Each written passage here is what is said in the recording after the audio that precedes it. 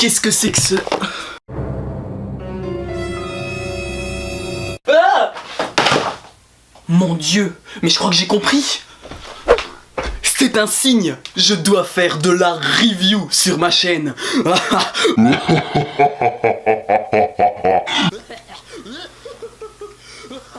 Il a pris ses médicaments ce matin? Je crois pas. Bon bah c'est parti.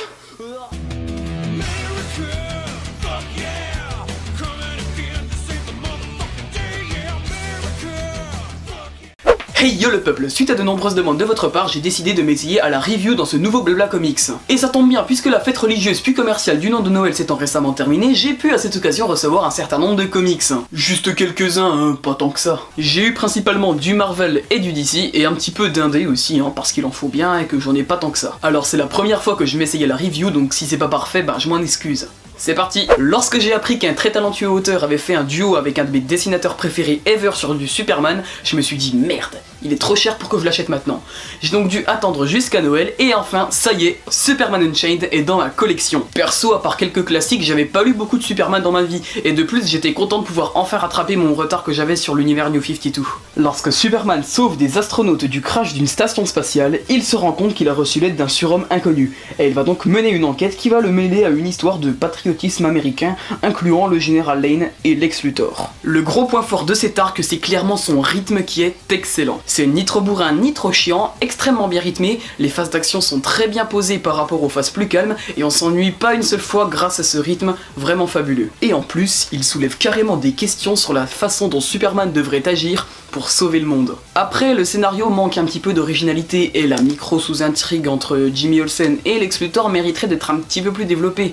Mais franchement, ça reste très prenant à lire et c'est absolument pas prise de tête. Côté dessin, il est difficile pour moi de rester objectif car j'adore Jim Lee. Mais pour moi, il est au meilleur de sa forme. Les doubles pages proposées dans Superman Unchained sont époustouflantes. Des pages bien agencées et les dessins jouissent d'une richesse en détails très agréable. On a même plusieurs pages de bonus qui montrent les instructions que Scott Snyder a données à Jim Lee pour les dessins. C'est vachement intéressant. Bref, si vous aimez Superman et si vous aimez Jim Lee, laissez-vous franchement tenter. C'est loin d'être un incontournable, mais c'est hyper plaisant à lire. Bienvenue dans le Millar World.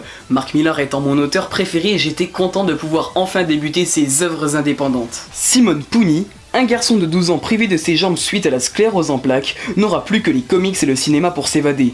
Jusqu'à ce qu'il rencontre un singe magique qui va le transformer en son super-héros préféré, Superior. Dans un monde où les super-héros relèvent de la fiction, il est intéressant de voir comment le monde réagirait si un vrai surhomme débarquait pour de vrai et sauvait des gens. Mark Millar nous livre ici une bande dessinée intense, profonde, puissante, ancrée dans un univers réaliste avec néanmoins une touche de fantaisie, et bien que ça parte en vrille à la fin, le récit très bien ficelé vous fera regretter la petite taille de l'histoire, et on en redemande. Malgré le fait qu'on reste sur sa fin quand on termine le bouquin, sérieux j'avais l'impression qu'il manquait 10 pages, c'est vraiment très intéressant à lire. Côté dessin, c'est Lenil Franciszek, que j'avais découvert lors de sa collaboration avec Bendis pour l'event Marvel Secret Invasion, qui s'en charge, et cette fois-ci je dois avouer que je l'ai malheureusement trouvé un petit peu moins bon que sur ce dernier. Ça reste très beau dans l'ensemble, mais je sais pas pourquoi, j'ai l'impression qu'il y a de temps en temps un surplus de traits inutiles, qui rendent parfois certaines cases un peu illisibles. Bref, c'est une bande dessinée qui fait un très bel hommage à Superman.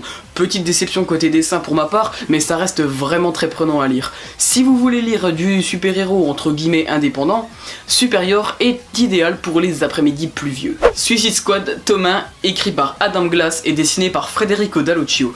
Alors ce livre qui nous montre les premières aventures de l'équipe en elle-même est assez drôle parce que en fait il est un meilleur Suicide Squad que le film Suicide Squad lui-même en fait.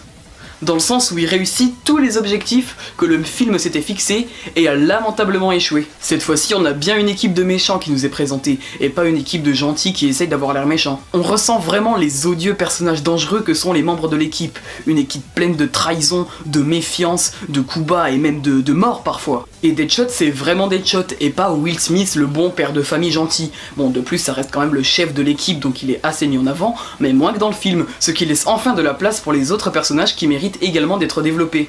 L'histoire, elle avance bien, on n'a pas des longueurs interminable qui donne envie d'arrêter de suivre le scénario.